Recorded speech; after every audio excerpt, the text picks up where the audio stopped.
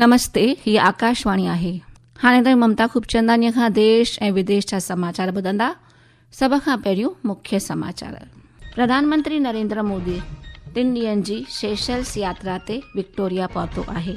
America जे परॾेही मंत्री Marco Rubio चयो, ट्रंप जी हुकुमरानी भारत खे अमेरिका जो सभ खां वेझे रिथाबंद बांगेबाई वारनि मां हिकु मञींदो आहे। घरू ऐं सहकारिता मंत्री अमित शाह गुजरात जे ख़ासि 14 शहरनि में सहकारी आधारित टैक्सी सेवा भारत टैक्सीअ जी शुभ शुरूआत कई। तमिल फिल्मुनि जे नामियारे अदाकार ऐं हिदायतकार के भाग्यराज जो चेन्नईअ में 73 सालनि जी उमिरि में चालाणो। आबहवा महकमे ईंदड़ 2-3 ॾींहनि जे दौरान ओलह बंगाल जे हेठाईअ वारनि इलाइक़नि ऐं सिक्किम में ज़ोरदार बरसात जा इम्कान ज़ाहिर कया। ऐं US ओपन बैडमिंटन चटाभेटीअ में भारत जी देविका सिहाग ऐं रौनक चौहान सेमीफाइनल में पंहिंजी जाइ पुख़्ती कई। हाणे समाचार तफ़सीलवार ॿुधंदा। प्रधानमंत्री नरेंद्र मोदी 3 ॾींहनि जी सेशल्स यात्रा ते विक्टोरिया पहुतो आहे। हवाई अॾे ते सेशल्स जे राष्ट्रपति डॉक्टर पैट्रिक हरमनीअ उन जो दिलि सां स्वागत कयो। सोशल मीडिया पोस्ट में श्री मोदीअ इन ॻाल्हि लाइ राष्ट्रपति डॉक्टर पैट्रिक हरमनी जी साराह कई। प्रधानमंत्रीअ चयो त सेशल्स हिंद महासागर में भारत जो अहम सामूंडी बांगेबाई वार आहे ऐं पको दोस्त बि आहे। श्री मोदीअ ॿिन्ही मुल्कनि जी अवाम जे फ़ाइदे लाइ भारत ऐं सेशल्स जे गहरे तालुकनि ऐं सहकार खे ओॼ ॾियण वास्ते सार्थक यात्रा जी कामना कई। प्रधानमंत्रीअ हवाई अॾे ते गरम जोशीअ सां स्वागत करण लाइ प्रवासी भारतीय बिरादरीअ जी शुक्राना मञिया। प्रधानमंत्रीअ सेशल्स जे 50वें आज़ादी ॾींहं जे समारोह में मुख्य महिमान तौरु हू साहिब सेशल्स जे राष्ट्रपतिअ जे समारोह में शिरकत कंदड़ भारत जो पहिरियों प्रधानमंत्री हूंदो। घरू ऐं सहकारिता मंत्री अमित शाह चयो आहे त सहकारी टैक्सी प्लेटफॉर्म भारत टैक्सीअ जो ईंदड़ 2 सालनि में मुल्क भर जे 500 शहरनि ऐं कस्बनि में विस्तार कयो वेंदो। गुजरात में भारत टैक्सीअ जो शुभ महूरत कंदे श्री शाह इन पहल खे सहकारी खिते में हिकु क्रांतिकारी क़दम ॿुधायो। हुन चयो त भारत टैक्सीअ जो मक़सदु ड्राइवरनि खे सिधो लाभ पहुचाइण ऐं बेरियाव तोड़े शफ़ाफ़ इंतजाम जी ख़ातिरी करणु आहे। अचो त ॿुधो। भारत टैक्सी बनने का सबसे पहला कारण है कि हमारे सारथियों का और हमारे ग्राहकों का किसी का भी शोषण न हो, ये सबसे पहला कारण। दूसरा, सारथी का सम्मान हो। वो ऐप पर रजिस्ट्रेशन के लिए मोहताज नहीं है। आज मैं गर्व से कहता हूं, भारत टैक्सी के साथ जुड़े हुए 7 लाख सारथी भारत टैक्सी के मालिक है, share holder. Shri Shah dairy उत्पादननि सां लाॻापियल सहकारी अभियान जी कामयाबीअ जो बि जिक्र कयो। अचो त ॿुधो।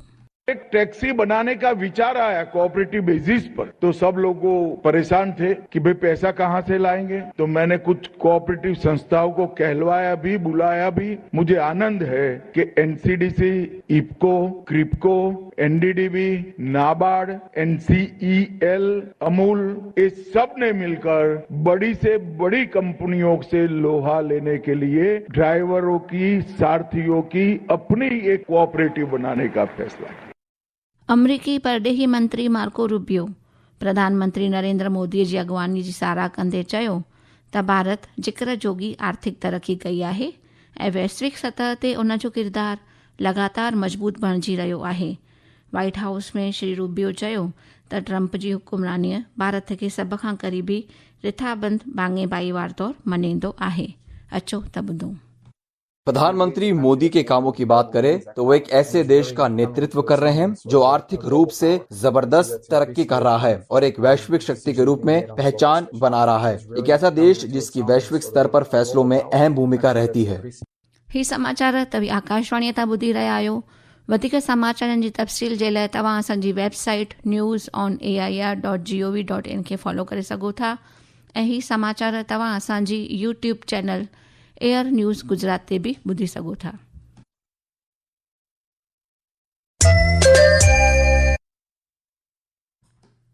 तमिल फिल्मुनि जो मशहूरु अदाकार, डायरेक्टर ऐं स्क्रीन प्ले लेखक के भाग्यराज जो अॼु चेन्नईअ में 73 सालनि जी उमिरि में चालाणो थियो। हू साहिब तमिल फिल्मुनि में पंहिंजे शानदार स्क्रीन प्ले ऐं डायलॉग लिखण जे लाइ ॼातो वेंदो हो। हुन साहिब 50 खां वधीक तमिल फिल्मुनि जी हिदायत कई ऐं लॻभॻि 75 फिल्मुनि में अदाकारी कई। राज्य सरकार समूरे राजकीय सन्मान सां उन जे अंतिम संस्कार जी पधिराई कई। मुख्यमंत्री सी जोसेफ विजय समेत केतिरनि ई अॻवाननि उनखे श्रद्धांजलि अर्पण कई। उपराष्ट्रपति सीपी राधाकृष्णन महान फिल्मुनि निर्माता अदाकार ऐं स्क्रीन प्ले लेखक के भाग्यराज जे चालाणे ते गहरे ॾुख जो इज़हार कयो। उपराष्ट्रपतिअ सोशल मीडिया पोस्ट में चयो त श्री भाग्यराज पंहिंजी यादगार फिल्मुनि कहाणियुनि खे चवण जी ख़ासि अदा ऐं ज़िक्र जोगी स्क्रीन प्ले डायलॉग ज़रिए भारतीय फिल्म जगत में गैर मामूली किरदारु अदा कयो। आबहवा महकमे ईंदड़ 3 खां 4 ॾींहनि दौरान उत्तरी अरब सागर, गुजरात, मध्य प्रदेश, छत्तीसगढ़ जे बाक़ी हिस्सनि, झारखंड, बिहार ऐं उत्तर प्रदेश तोड़े उत्तराखंड जे कुझु हिस्सनि में ॾखण ओलह में चोमासे जे अचण जा इम्कान ज़ाहिर कया आहिनि। महकमे ईंदड़ 2 ॾींहनि में ओलह बंगाल जे हेठाईअ वारनि इलाइक़नि ऐं सिक्किम में ज़ोरदार बरसात जा इम्कान ज़ाहिर कया आहिनि। एटमी तवानाई मंत्री अजित कुमार मोहंतीअ तमिलनाडुअ जे कल्पकम में इंदिरा गांधी एटमी तहक़ीक़ मर्कज़ में विश्व जे पहिरें हाइड्रोजन पैदावार मर्कज़ जी शुरूआत कई। हिकु रिपोर्ट। समारोह को संबोधित करते हुए डॉक्टर मोहंती ने कहा कि परमाणु ऊर्जा को हाइड्रोजन उत्पादन जैसी उभरती हुई स्वच्छ ऊर्जा तकनीकों के साथ जोड़ना टिकाऊ ऊर्जा भविष्य की दिशा में एक रणनीतिक कदम है। उन्होंने कहा कि परमाणु ऊर्जा जिसमें भरोसेमंद और कार्बन मुक्त बिजली देने की खास क्षमता है, वह बड़े पैमाने पर हाइड्रोजन उत्पादन में मदद करने के लिए उपयुक्त है। ये सुविधा एक तकनीक प्रदर्शन इकाई के तौर पर स्थापित की गई है। इसका उद्देश्य भाभा परमाणु अनुसंधान केंद्र मुंबई द्वारा स्वदेशी रूप से विकसित CUCI थर्मोकेमिकल प्रक्रिया का इस्तेमाल करके परमाणु ऊर्जा से हाइड्रोजन उत्पादन को प्रमाणित करना है। शिवा मिश्रा, आकाशवाणी समाचार, दिल्ली। प्रधानमंत्री नरेंद्र मोदी सुभाणे सुबुह जो 11 बजे आकाशवाणी तां मन की बात कार्यक्रम जे दौरान ॾेह तोड़े परॾेह जे माण्हुनि सां पंहिंजा वीचार वंडींदो। इहा इन माहियाने रेडियो कार्यक्रम जी 135 कड़ी हूंदी। कार्यक्रम जो सिधो नशरियात आकाशवाणी ऐं दूरदर्शन जा सभई नेटवर्क, NIR न्यूज़ वेबसाइट ऐं news on air mobile app ते बि कयो वेंदो। इन जो सिधो नशरियात NIR न्यूज़, DD न्यूज़, प्रधानमंत्री दफ़्तर तोड़े सूचना ऐं नशरियात वज़रात जे YouTube चैनल ते पिणु कयो वेंदो। हिंदी नशरियात जे तुर्त बैदि आकाशवाणीअ खां इलाइक़ाई ॿोलियुनि में बि इन कार्यक्रम खे नशर कयो वेंदो। कोलकाता जे तारातला इमारत में थियल हादसे में फौतियुनि जो अदद 17 थी वियो।